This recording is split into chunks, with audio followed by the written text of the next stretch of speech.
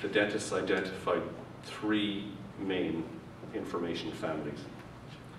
One, they said, we're getting a lot of information beamed at us, particularly from commercial sources, that's confusing us about what materials to use, when, where, and how.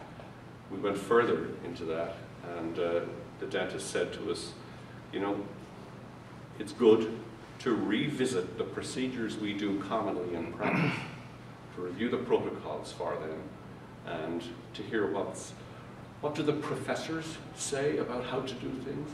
What do our peers say about how to do things? There's two different types of knowledge, professor knowledge and peer knowledge. And they said to us, they're both valid. We look at them differently. We'd like to be able to consider both of them.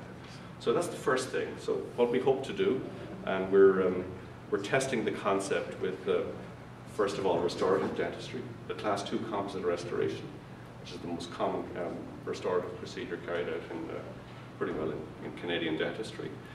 And we've convened a panel of experts, and we're trying to map out that process and come to what's the consensus. We're building the model for that. So, and the difficulty is the dentists want to know what material should I use there, and the experts don't want to go as far as saying that.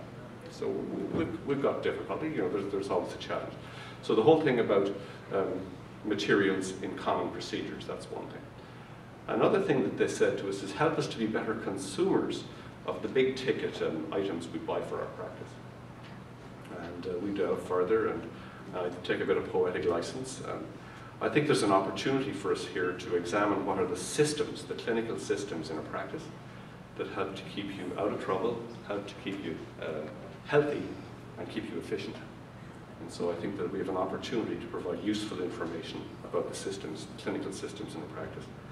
And the third thing that they said to us was, we'd like to have an update on what's new in the specialty areas.